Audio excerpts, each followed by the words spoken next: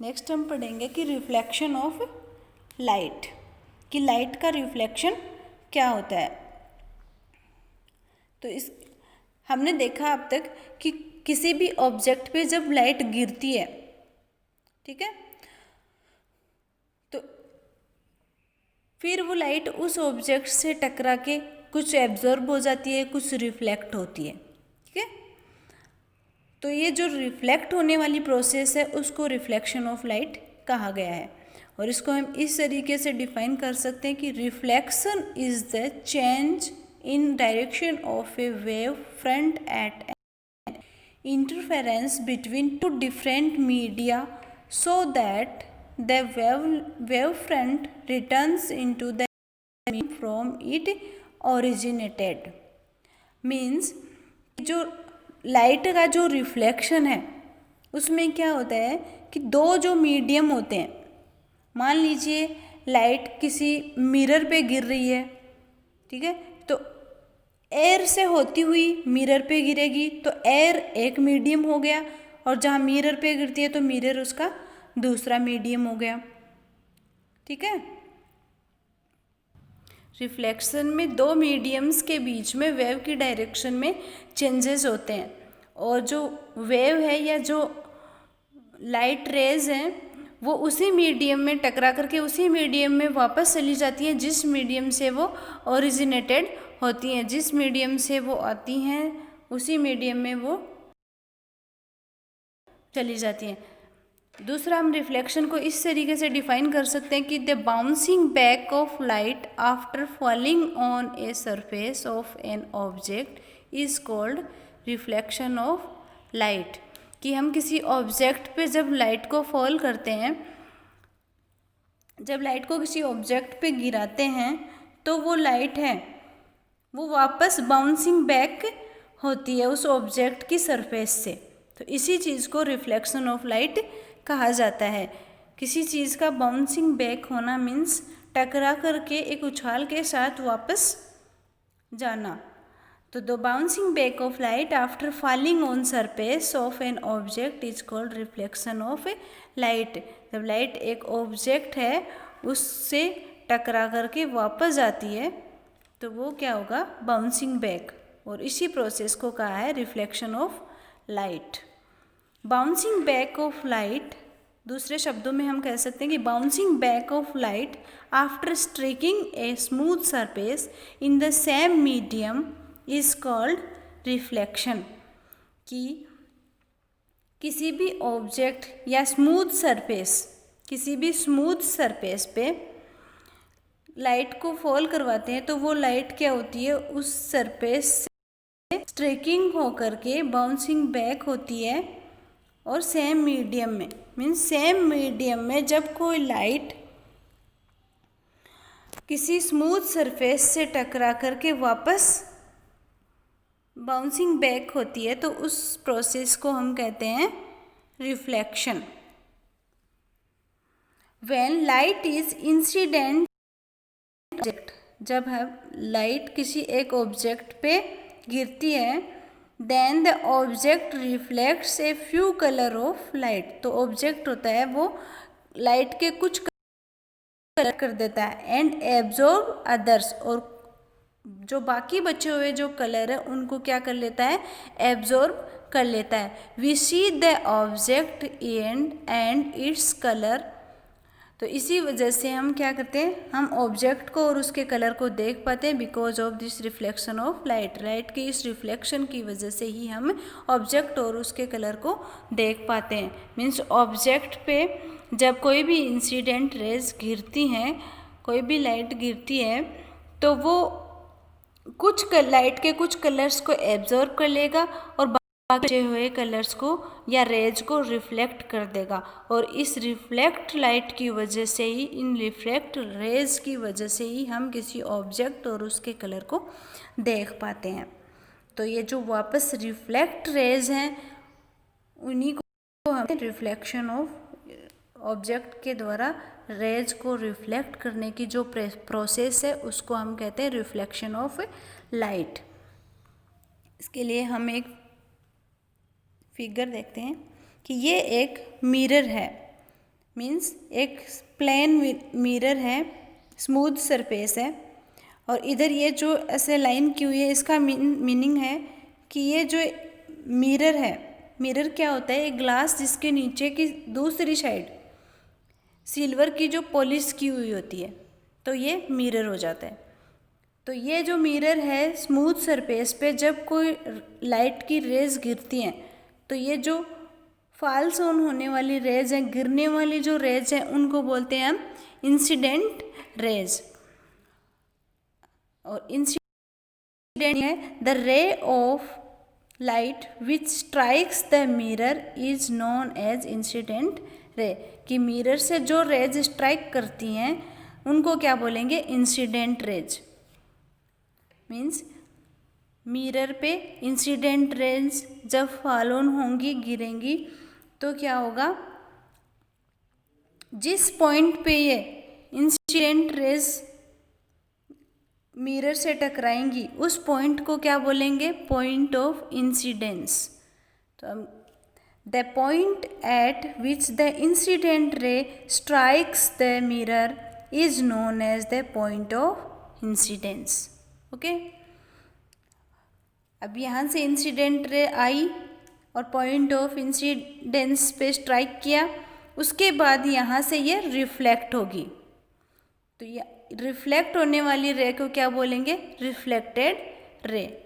और इसको हम इस तरीके से डिफाइन करेंगे, the ray of light which is reflected back, कि जो लाइट की जो रे है वो वापस रिफ्लेक्ट हुई है, या हम रिफ्लेक्टेड बैक की जगह बाउंसेस बैक भी बोल सकते हैं। After the incident ray mirror is known as reflected rays, कि इंसिडेंट रे है उसके स्ट्राइक होने के, मिरर पे स्ट्राइक होने के बाद जो लाइट है वो बाउंस बैक हुई या रिफ्लेक्ट हुई, उसको हम बोलते हैं रिफ्लेक्टेड रे। और इन दोनों इंसिडेंट एंड रिफ्लेक्टेड रे, इनके बीच में पॉइंट ऑफ इंसिडेंट से हम एक इमेजिनरी लाइन ड्रॉ करते हैं, उस लाइन को बोलते हैं नॉर्मल। ओके, ये कुछ incident ray, normal, reflected raise, point of incidence, ये कुछ नॉर्मल टर्म्स हैं जो आपको बता रही हूँ नॉलेज के लिए कि नॉर्मल क्या होता है। An imaginary line is drawn perpendicular to the mirror at the point of incidence is known as normal, कि जो पॉइंट ऑफ इंसिडेंस है मिरर पे, उससे एक इमेजिनरी लाइन हम खींचते हैं जो कि मिरर के परपेंडिकुलर होती है, उसको क्या बोलते हैं, नॉर्मल। और मिरर से परपेंडिकुलर का मीनिंग है कि ये मिरर के साथ, यहाँ मिरर के साथ ये 90 डिग्री का एंगल बनाती है। उसके बाद है एंगल ऑफ इंसिडेंस और angle of reflection. Angle of incidence को अपन स्मॉल आई से रिप्रेजेंट करते हैं, the angle which the incident with the normal is known as the angle of incidence, कि ये जो हमारी जो नॉर्मल है इसके साथ जो इंसिडेंट रे है वो नॉर्मल के साथ जो एंगल बनाती है उसको बोलते हैं एंगल ऑफ इंसिडेंस, इसको स्मॉल आई से रिप्रेजेंट करते हैं। उसके बाद है angle of reflection, the angle which the reflected ray max with the normal, जो रिफ्लेक्टेड रे है वो नॉर्मल के साथ में जो एंगल बनाती है उसको हम बोलते हैं एंगल ऑफ रिफ्लेक्शन, और इसको करते हैं आर से रिप्रेजेंट। तो ये रे होगी इंसिडेंट रे और ये होगी रिफ्लेक्टेड रे, और ये जो एंगल्स हैं तो स्मॉल आई है angle of incidence and small R है एंगल ऑफ रिफ्लेक्शन। तो ये कुछ टर्म्स हैं जो रिफ्लेक्शन को पढ़ने से पहले हमें आनी चाहिए। उसके बाद है कि रिफ्लेक्शन कितने टाइप्स का होता है। रिफ्लेक्शन हमें बताइए कि रिफ्लेक्शन वो प्रोसेस है जो कि किसी मिरर पे यदि हम लाइट को इंसिडेंट करवाएं तो वो उससे लाइट रिफ्लेक्ट होती है, इस प्रोसेस को रिफ्लेक्शन कहते हैं। रिफ्लेक्शन टू टाइप्स का होता है, regular reflection and irregular. Irregular reflection है उसको scattered reflection and diffuse reflection के नाम से भी जाना जाता है। तो रेगुलर रिफ्लेक्शन, सेकंड है इरेगुलर रिफ्लेक्शन और स्कैटर्ड रिफ्लेक्शन और डिफ्यूज रिफ्लेक्शन। अब इरेगुलर रिफ्लेक्शन है, उसके एग्जाम्पल हैं मिरर और हाईली पॉलिश्ड सरफेस। इनकी रेगुलर रिफ्लेक्शन हमेशा स्मूथ सरफेस से होता है और इरेगुलर रिफ्लेक्शन रफ सरफेस से होता है। इसके एग्जाम्पल हैं, इरेगुलर रिफ्लेक्शन के एग्जाम्पल हैं मोस्ट ऑफ द ऑब्जेक्ट्स। बहुत सारी जो चीज़ें हैं वो ज़्यादातर इरेगुलर रिफ्लेक्शन के एग्जाम्पल्स ही होती हैं। For example paper, walls, curtains, dust particles और भी बहुत सारे इसके एग्जाम्पल हैं।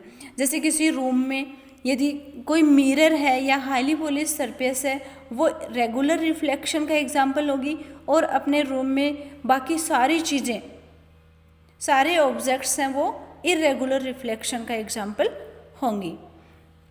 तो रेगुलर रिफ्लेक्शन में क्या होता है, incident beam remains parallel after reflection, कि जो बीम, लाइट का बीम यानी कि गिरने वाला किसी ऑब्जेक्ट पे जो गिरने वाली रेज होती है उनको इंसिडेंट रेज कहते हैं। तो जो इंसिडेंट बीम है वो रिफ्लेक्शन के बाद भी कि ऑब्जेक्ट से या मिरर से टकरा करके वापस रिफ्लेक्ट होगा, उसके बाद भी पैरेलल आफ्टर पैरेलल होगा। देखिए रेगुलर रिफ्लेक्शन और इरेगुलर या डिफ्यूज रिफ्लेक्शन में डिफरेंस देखते हैं। इसके लिए हमने एक डायग्राम बनाया है। इसमें एक स्मूथ प्लेन है, स्मूथ प्लेन सरफेस या मिरर कह सकते हैं हम। ये मिरर है, इस पर कोई लाइट का बीम जब हम गिराते हैं, जब हम लाइट का बीम इस पर गिराते हैं तो जो लाइट की रेज है मीन्स इंसिडेंट रेज है वो जिस एंगल से और जिस डायरेक्शन से इस पर गिरती है उसी एंगल से और वापस रिफ्लेक्ट होती हैं। मीन्स ये रेज एक दूसरे के पैरेलल हैं और जिस एंगल से इस पे इंसिडेंट हुई हैं तो उसी एंगल से या एक दूसरे के पैरेलल ही वापस होंगी। तो हम कह सकते हैं कि deflection of incident light beam by smooth plane surface in the specific direction in the same medium is known as regular reflection, कि इसका एक स्पेसिफिक डायरेक्शन में ही वापस रिफ्लेक्शन होता है, उसी को हम क्या बोलते हैं कि रेगुलर रिफ्लेक्शन है। जबकि इरेगुलर रिफ्लेक्शन में ये जो इंसिडेंट रेज हैं वो जब रिफ्लेक्ट होती हैं तो एक दूसरे के पैरेलल भी नहीं होती। इसमें एक दूसरे के, रेगुलर रिफ्लेक्शन में एक दूसरे के पैरेलल होती हैं। जितने एंगल से ये इंसिडेंट रेज इस मिरर पे फॉलोन होती हैं उसी एंगल से वापस रिफ्लेक्ट होता है और एक दूसरे के पैरेलल होती है, तो रिफ्लेक्ट होने के बाद भी एक दूसरे के पैरेलल ही होती हैं। इससे टकरा कर वापस रिफ्लेक्ट होने टाइम भी वे एक दूसरे के पैरेलल ही रहेंगी। लेकिन इरेगुलर रिफ्लेक्शन में ऐसा नहीं होता है। इसमें ये जो इंसिडेंट रेज हैं वो इस रफ सरफेस से, ये रफ सरफेस हम पेपर की मान लेते हैं, हमें पेपर वैसे स्मूथ दिखाई देता है लेकिन माइक्रोस्कोपी से देखने पे ये स्मूथ सरफेस नहीं होता है, रफ सरफेस होता है। तो जब किसी पेपर से हम इंसिडेंट रेज इस पेपर पे गिराते हैं तो ये यहाँ से स्ट्राइक करके वापस एक डायरेक्शन में नहीं जाती हैं, सेम एंगल से नहीं जाती हैं, एक दूसरे के पैरेलल भी नहीं होती हैं और यहाँ से टकराने के बाद में स्कैटर्ड हो जाती हैं, इधर उधर बिखर जाती हैं और बहुत किसी भी डायरेक्शन में ये मूव करने लग जाती हैं। तो इस रिफ्लेक्शन को हम बोलते हैं डिफ्यूज या स्कैटर्ड या इरेगुलर रिफ्लेक्शन। तो रेगुलर रिफ्लेक्शन का एग्जाम्पल है मिरर और इरेगुलर रिफ्लेक्शन का एग्जाम्पल है पेपर।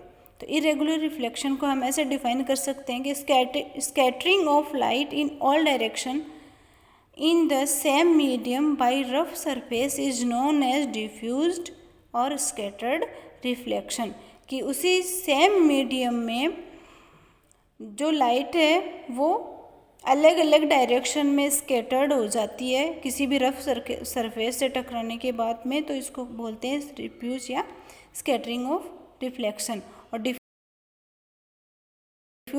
उसका सबसे अच्छा एग्जाम्पल है कि हमें स्काई है जो नीले कलर का डिफ्यूज या स्कैटरिंग रिफ्लेक्शन की वजह से ही दिखाई देता है, कि जो हमारे एनवायरनमेंट में जो भी एयर पार्टिकल्स हैं उनसे लाइट है वो टकरा करके स्कैटर्ड हो जाती है, और उसमें सबसे ज़्यादा ब्लू कलर स्कैटर्ड होता है, जिस वजह से हमें स्काई है वो ब्लू कलर का दिखाई देता है।